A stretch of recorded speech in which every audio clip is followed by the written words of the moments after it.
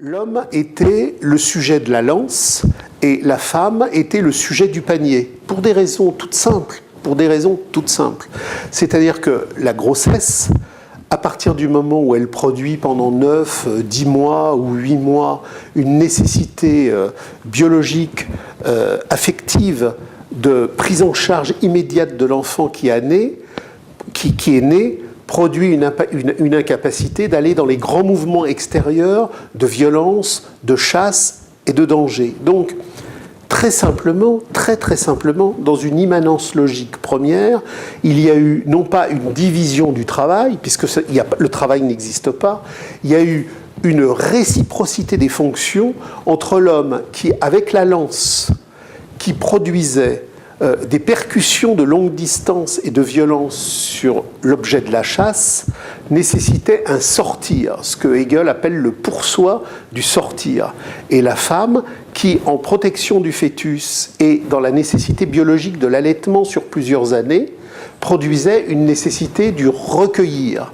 Donc à partir de là, on a une division fonctionnelle mais harmonique, qui n'est pas aliénatoire, entre la lance et le sortir, et le panier, la cueillette, le recueillir et le protéger. Il y a donc dans le groupe premier une relation d'harmonie qui fait que l'homme est en situation de chasse et la femme est en situation de cueillette.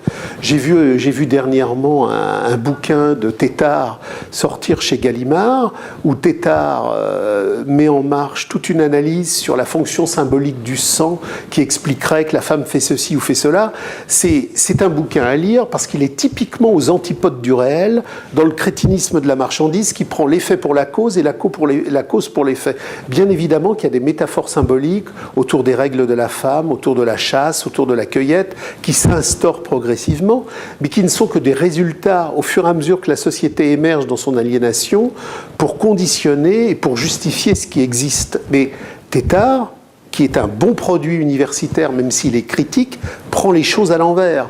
Le problème, il est tout simple. Il n'y a pas de justification symbolique aliénatoire lorsque l'homme sort de l'humanité et qu'il va produire les premières règles de fonctionnement immanentes, pressantes, nécessaires, méticuleusement en relation avec le concret immédiat, la relation chasse-cueillette, protection de l'enfant, elles sont là immanentes. Donc, il se crée là un mouvement de spécificité entre la lance, le pour-soi, le sortir, la chasse, la cueillette, l'enfant, le fœtus. Et je précise là un tout petit paramètre, que la phase fœtale est décisive. On y reviendra peut-être si on parle de la PMA ou de la GPA, mais un enfant, il existe fondamentalement en structure émotionnelle, en structure de conscience, dans la phase fœtale. Les 9 mois où il n'est pas sorti du ventre, mais où il est dans le ventre, sont des mois de constitution non seulement décisifs pour toutes ses sensations, mais pour toutes ses cognitions. Il enregistre des sons, des sonorités, des affections, des distinctions, des colorations. Il enregistre plein de choses. Et au moment où à 9 mois il émerge, il est déjà en constitution. Donc on imagine qu'un enfant qui, à ce moment-là, passe d'une famille qui, dans la vie fœtale, l'a reçu, à une autre famille qui l'achète dans une vie post-fœtale, c'est déjà un traumatisme fondateur qui tue la ligne cosmique des perceptions, des critiques et des sensations. Mais bon, pour en revenir à la question initiale, il faut donc comprendre que pendant des millénaires, puis pendant des siècles de civilisation ultérieure, notre constitution biologique première, la chasse, la lance, le sortir, le panier, le recueillir, le jardin et la plante, se sont positionnés. C'est pour ça que Hegel dit « L'homme, dans le mouvement de la chasse vers l'animal, exprime un sortir, la femme, dans le rapport aux végétaux, au panier et au recueillir, exprime un autre monde. » Quand Hegel-Marx explique à partir de là que tous les grands, entre guillemets, théoriciens de la lutte radicale, qui expriment donc le sortir de notre aliénation, sont masculins, alors que les femmes sont poétesses ou littéraires, et que, entre guillemets, à part Simone Veil, Louise Michel ou Rosa Luxembourg, nous n'avons pas de femme qui ait produit du concept radical explosif. C'est pas du tout du machisme, c'est pas du tout une relégation de la femme, c'est une compréhension historico-biologique de nos conditionnements biologiques et cosmiques qui font que, effectivement, la tâche de la femme dans les groupes premiers, dans les groupes primordiaux, autour du panier, autour de l'allaitement, autour du cueillir, alors que l'homme était à la chasse, ont imprimé des différenciations spécifiques, mais des différenciations spécifiques qui sont l'une comme l'autre primordiales.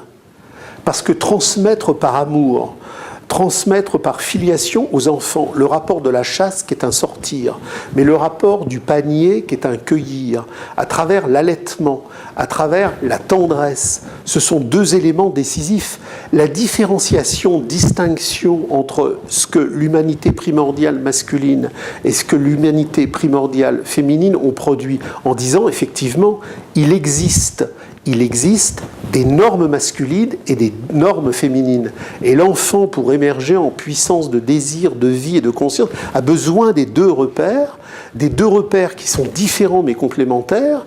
Ça ne veut pas dire que la chasse comme puissance critique qui a permis la conceptualisation de Marx jusqu'au manuscrit de 44 et jusqu'au Capital, et la femme, l'allaitement, le panier qui protège l'enfant, c'est inférieur. Non, les deux sont en complémentarité dialectique et nous sommes cette complémentarité dialectique en mouvement.